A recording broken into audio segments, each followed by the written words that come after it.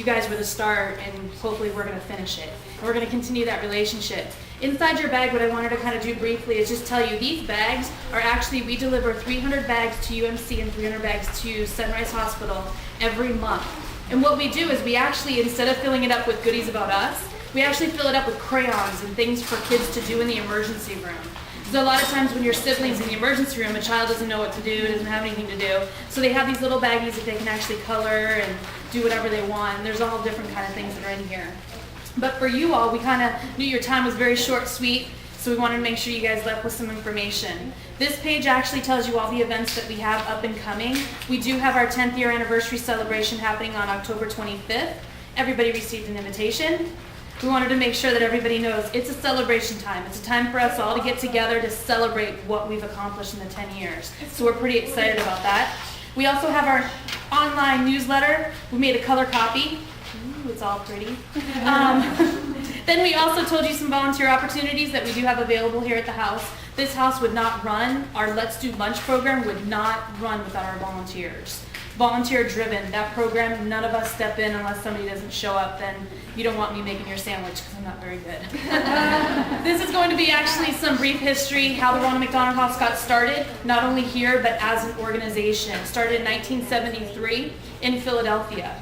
One of the, Fred Hill actually, and you guys probably, do you guys know the history of the house? Like how we all became about? Okay, perfect, then I'll have to speak that, you can read about it. Some more colors, pictures, families. We do have our magazine coming out. We want to make sure that we get you guys all on our mailing list, so make sure that if it's okay, please let Patty know, and we'll be able to get those out to you momentarily part of the next month. If you want to leave a business card, please do so on that glass table. And then basically what we wanted to do today was, I'm going to go upstairs. We do have an upstairs, we do have a downstairs, and we also have a basement. Basements are kind of hard to view. If you guys want to go down, it's just washers and dryers, nothing too exciting, but it does give our parents that are here and our families that are here a chance to be normal. This is a house. It's their house.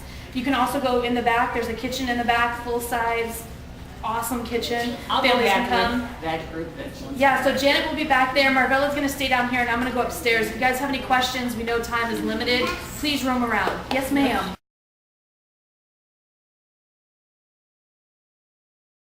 We were late, and I actually was the provisional the year that this became a project for Lake, which I didn't know until I did a little bit of research. I thought I knew everything about the shade tree and everything that I needed to know, and then like I said, when I started doing a little more work, I found out that that's what was going on. And I remember my provisional year, I didn't catch everything that was going on. And it was also the same year that we were doing Ronald McDonald House, and that was getting a lot of PR, a lot of publicity in the community. And this one, because at the time this project was so small, it wasn't getting the attention. Obviously now it's a totally different project. So this began as a shelter for women and children, and it was during the time when we were looking for our community impact. We were dealing with women who started that were working. That was the first time in the league where most of the women's members were working, and they were trying to come up with how can we do a project that we can still involve our membership and keep with their hours, the fact that these are busy women.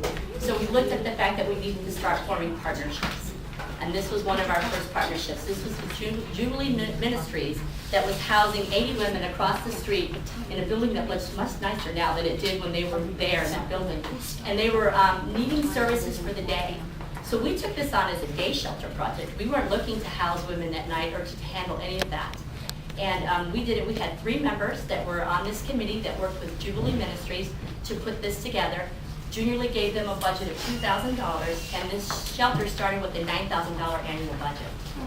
I know, $9,000, and Kelly can tell you what the budget is today. It's a little more than $9,000.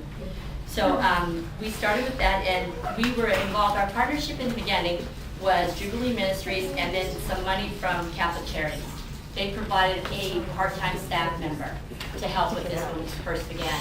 And what we were trying to do with this project, and what the needs they were trying to meet of these women and the children, were that they needed a mailing address, so that they could establish themselves in the community as having a permanent residence. Oh, no. They needed a phone message center, because everyone they didn't have cell phones, so they needed to have a place where they could get their messages. They needed a laundry facility, and they needed a place to shower, and they needed job assistance. And that's how we started this project. Now, we only held on to this project for 1 year, and then we turned the project over to the Shade Tree Board at that time. But also in that time, in the first year, we also were the ones that got them 501c3 status to get it going.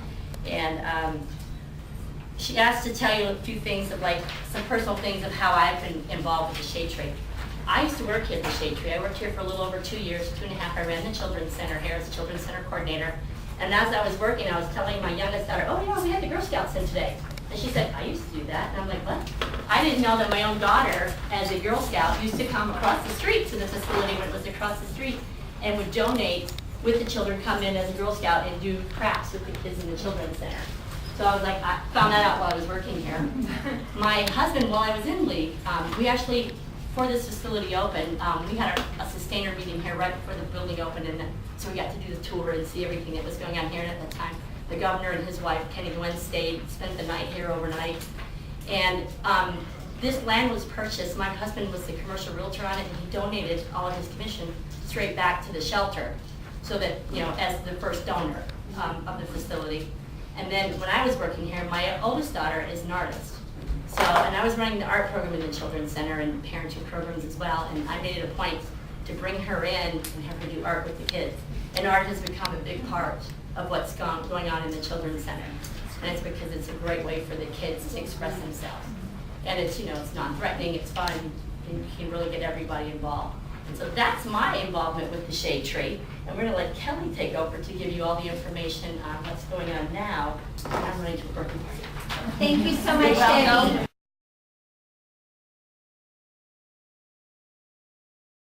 So Patty, what did you enjoy about the History Day field trip last Saturday? What I enjoyed was getting to see all of the many Junior League projects through the eyes of new members. Wonderful. Was there anything that you didn't know that you were able to learn that particular day?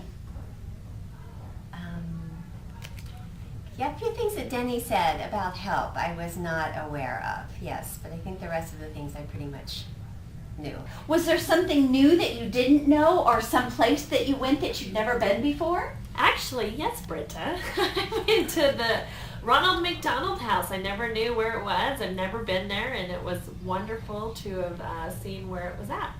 Thank you so much. What do you think about our new provisional I class? think they're a charming group of young ladies. I think they're going to be a real asset to the Junior League. Absolutely. So are there some fun facts you want to share with us about the Morelli House? Fun facts. Well, the fun thing is that all these pictures came when an old neighbor, Mrs. Morelli, knocked on the door and said, when Mrs. Morelli moved back east, she gave me these boxes of pictures in case someone was interested. That we now have a historic pictorial record of the Morelli house when it was built, and Mr. Morelli and all of his accomplishments. What a wonderful gift that Yes. was given to us. Wasn't it? What was the best part of the day?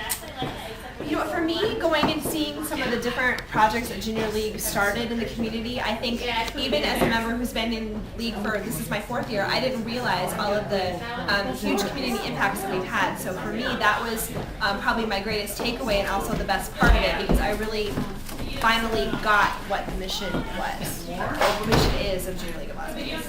Was there something that you learned Saturday that you didn't know before? You know, I didn't know that there was a Ronald McDonald House in Las Vegas, so I learned that, and I also learned, this is a total aside, but what a cultural gap there is. My daughter didn't know who Ronald McDonald was, so that was shocking to me, too. That is shocking. That was a great takeaway also. Krista and I took pictures with my daughter and my niece on the bench with Ronald McDonald, and she didn't know who he was. Well, thank you so much for participating in the History Day field trip. What was the best part of the day for you?